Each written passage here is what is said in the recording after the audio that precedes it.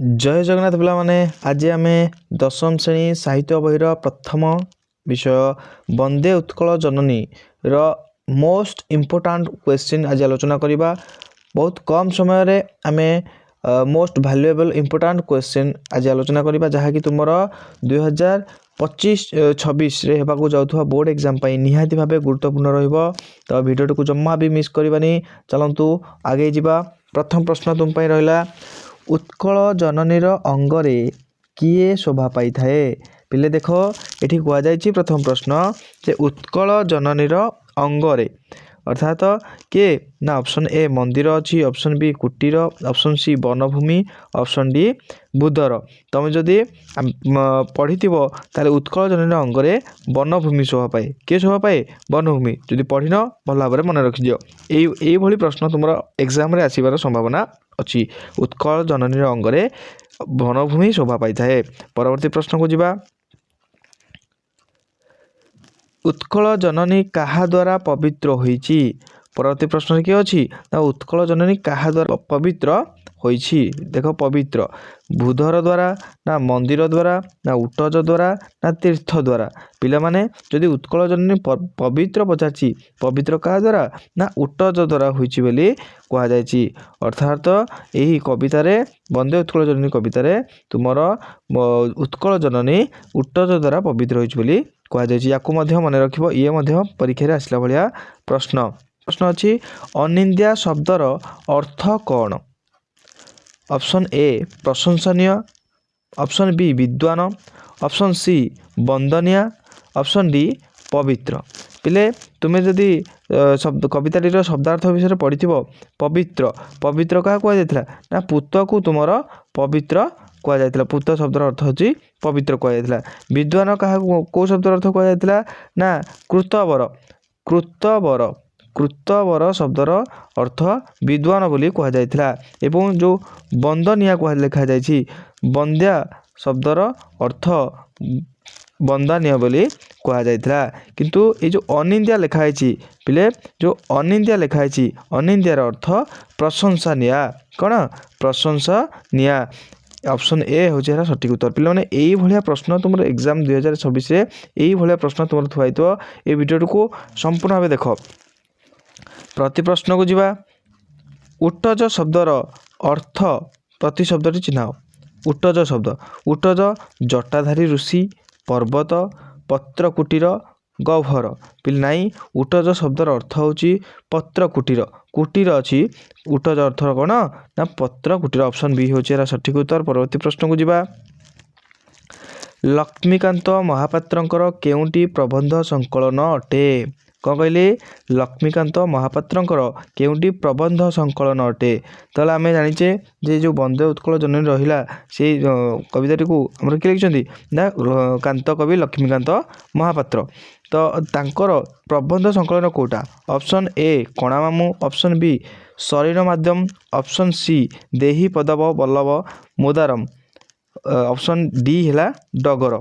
तो तुम्हें जदि देखि जे आमर कणामामू कणामामूटा कौन ना कणामामूटा ना लक्ष्मीकांत महापात्रंकर उपन्यास अटे। कणामामूटा कौन ना गोटे उपन्यास बोली कहुला। एवं देहीपद पल्लव मुदारम यहीटा हूँ तुम कौन ना गल्प संकलन। कौन कहुई ना गल्प संकलन। एवं जो डगर डगर हूँ कौन पत्रिका। पत्रिकार डगर पत्रिकार संपादक आमर थिले केबे डगर पत्रिका ना 1937 आमर डगर पत्रिकार संपादक मध्य थिले। ऑप्शन बी शरीर माध्यम होची प्रबंध संकलन। ऑप्शन बी हूँ यार सठिक उत्तर जे लक्ष्मीकांत महापात्रंकर शरीर माध्यम होची प्रबंध संकलन।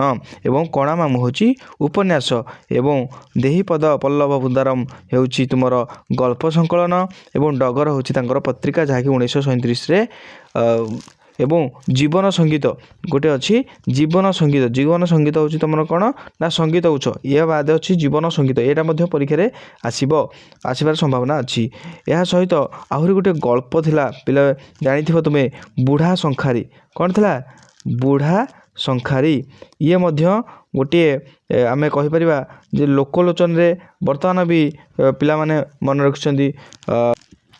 କାହିଁକି ନା ସମସ୍ତଙ୍କୁ ବହୁତ ପସନ୍ଦ ଆସିଥିଲା ଏବଂ ଏହା ସହିତ ଗୋଟିଏ ଗୀତ ମଧ୍ୟ କବିତାଟିଏ ବହୁତ ସୁନ୍ଦର ଭାବେ ଦୁଃଖ ଭରା କୋହରେ ଗାଇଥିଲେ ଆମର କିଏ ନା ଲେଖିଥିଲେ ଲକ୍ଷ୍ମୀକାନ୍ତ ମହାପାତ୍ର।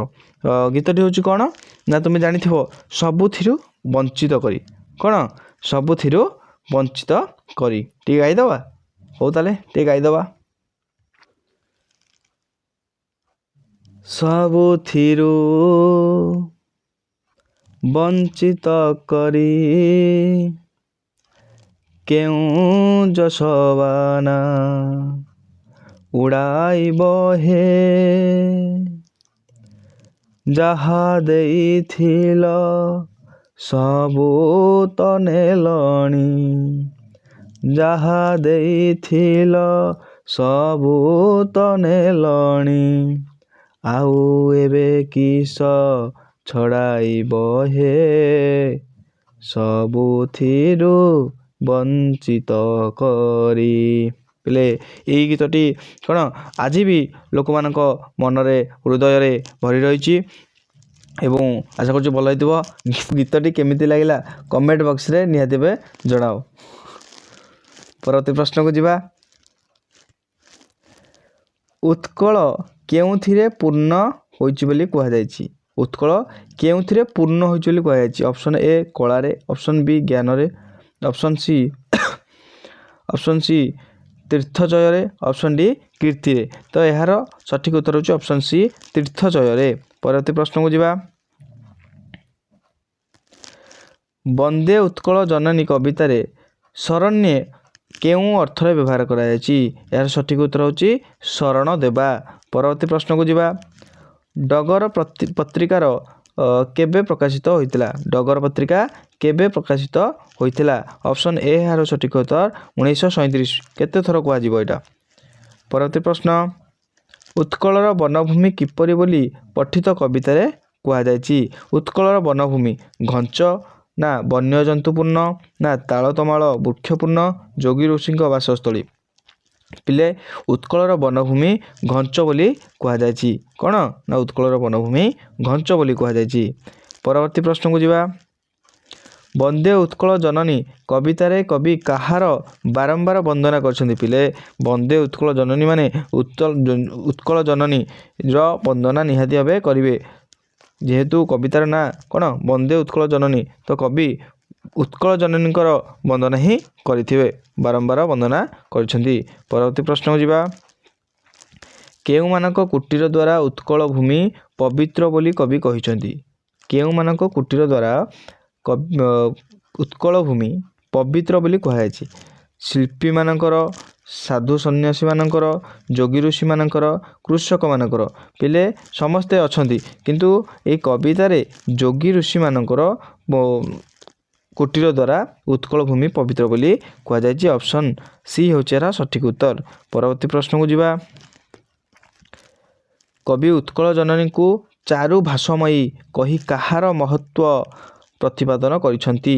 ପିଲେ ଚାରୁ ଭାଷମୟୀ କାହାକୁ ନା ଉତ୍କଳର ଆମ ଓଡ଼ିଆ ଭାଷାକୁ ଚାରୁ ଭାଷମୟୀ ବୋଲି କୁହାଯାଇଛି। ଅପସନ୍ ବି ହେଉଛି ଏହାର ସଠିକ୍ ଉତ୍ତର। ପରବର୍ତ୍ତୀ ପ୍ରଶ୍ନକୁ ଯିବା।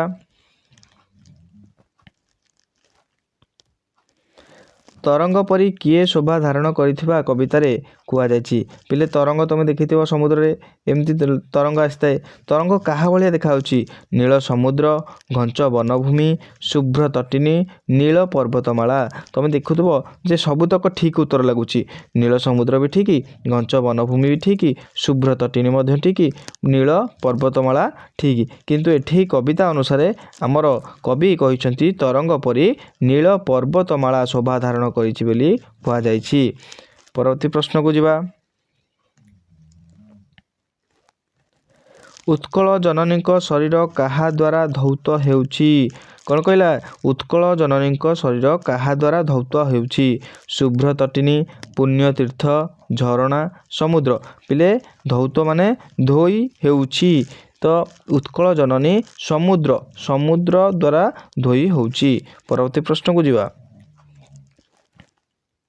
उत्कल जननी शरीर को किए धोई दउची पिले टिके पूर्व कहली जे समुद्रर जल धोई दउची उत्कल जननी शरीर को। परवर्ती प्रश्न एवं यह हूँ यार यही वीडियोर शेष प्रश्न।